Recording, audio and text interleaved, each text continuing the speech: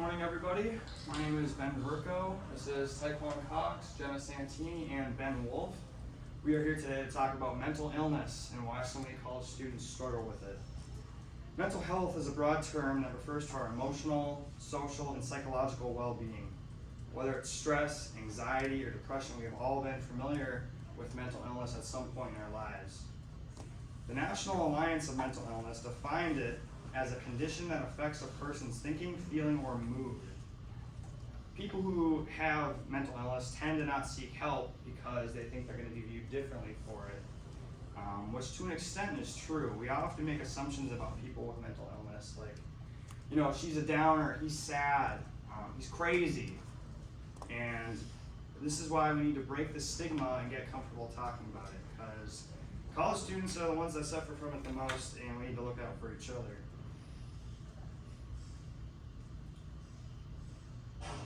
When it comes to thinking about the various problems that can occur in the brain when a person has a mental illness, it's important to first think about how it functions normally.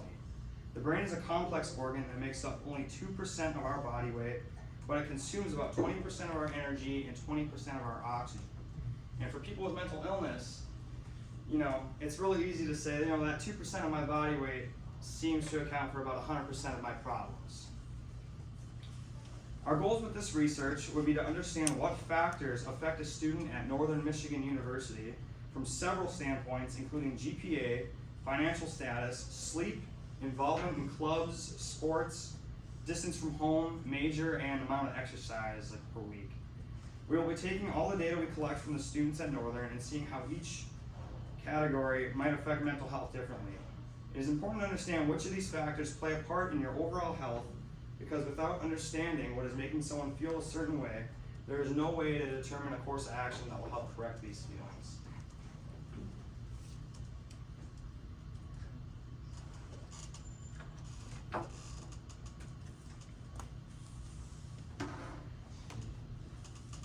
So the research question is, what is the reason that such a high percentage of college students struggle with mental health?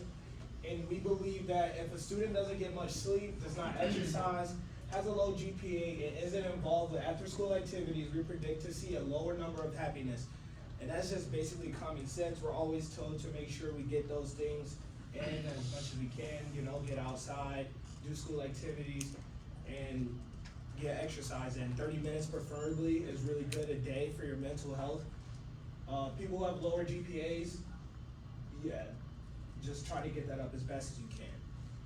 The questions related to the independent variables will ask about the amount of sleep, exercise habits, income, current debt, GPA, distance from home, and if they are involved with activities outside of school. So our hypothesis, the first one is exercise will impact the student's mental health. If a student does not incorporate regular physical activity throughout their week, they may suffer in terms of their mental health. So make sure you get out and exercise. It's highly recommended by a lot of people, not even to just get bigger, stronger, faster. You can just do it literally just to have something to do. Our hypothesis 2 is mental health is positively related to GPA. Students are often put through a lot of homework and extracurricular activities, which can lead to mental health issues.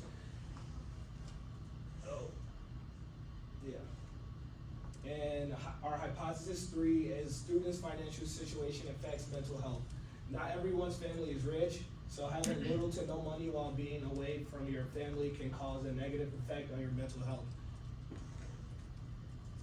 So for our survey plan, our survey is designed using a number of independent variables which we believe could have an influence on college students having poor mental health. So for this study, we had developed a survey of approximately 28 questions pertaining to these independent variables.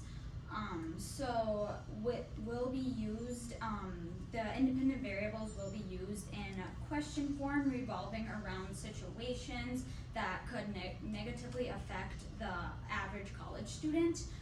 We will be starting off our survey with demographic questions like gender and age, and then more towards the end of our survey we'll be asking more personal questions like how, if you're struggling or have struggled with mental health, or, how is your support system? Do you have like a lot of friends? How is your things like that.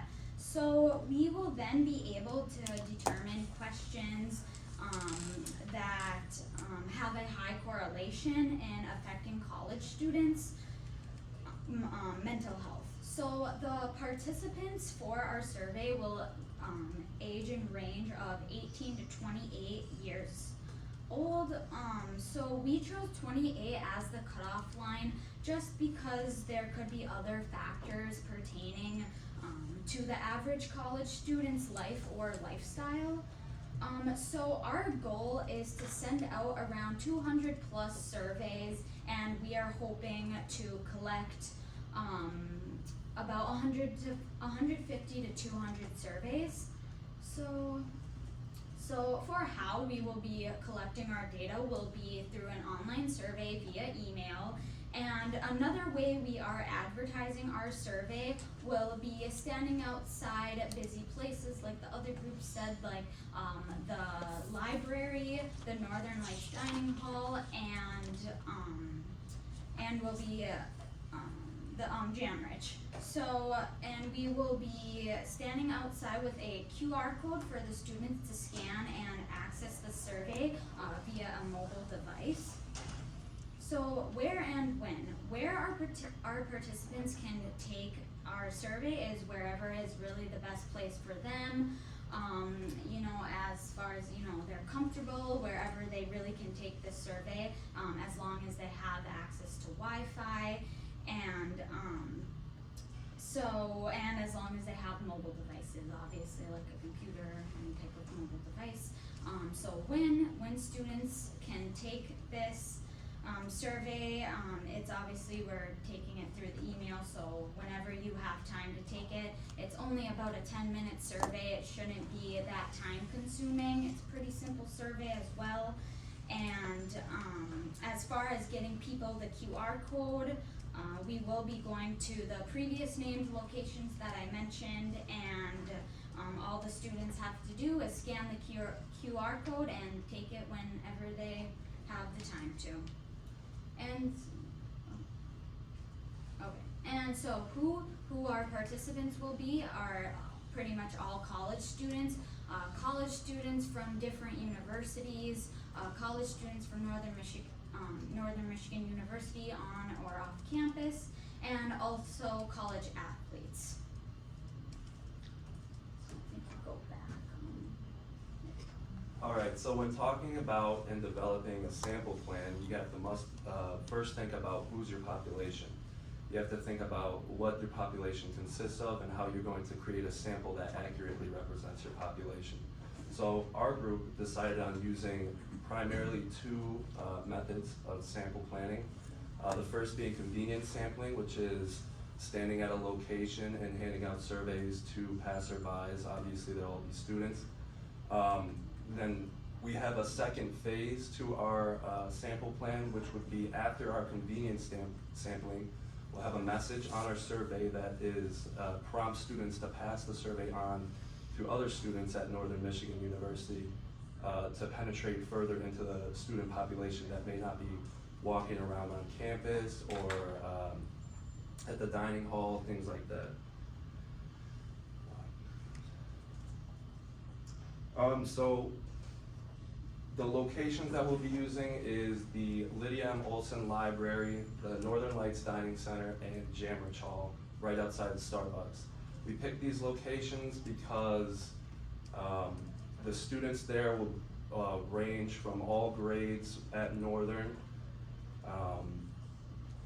and we figured that most students at Northern have to get something to eat at the dining hall or are stopping through and using the library at some point during the day. So we figured that by handing out surveys at those locations, we'll be able to collect a wide range of data from a lot of different students and create diversity in our sample. We are hoping to hand out around 300 surveys. Hopefully we are hoping for 150 responses. And the last part of basically what our sample plan is trying to do is asking the question, how can our group obtain validity in our research through sample planning? And we can do this by understanding the population as a whole is college students in America. And by taking a small sample of college students in this area, we can assume that it will correlate and be useful to other students that are enrolled in college throughout the country. Obviously, there will be certain differences and certain differences at, say, different locations, different universities, but for the most part, the questions that we're asking in our survey will affect college students everywhere, day to day. And that's the end of our presentation. I'd like to open it up for questions.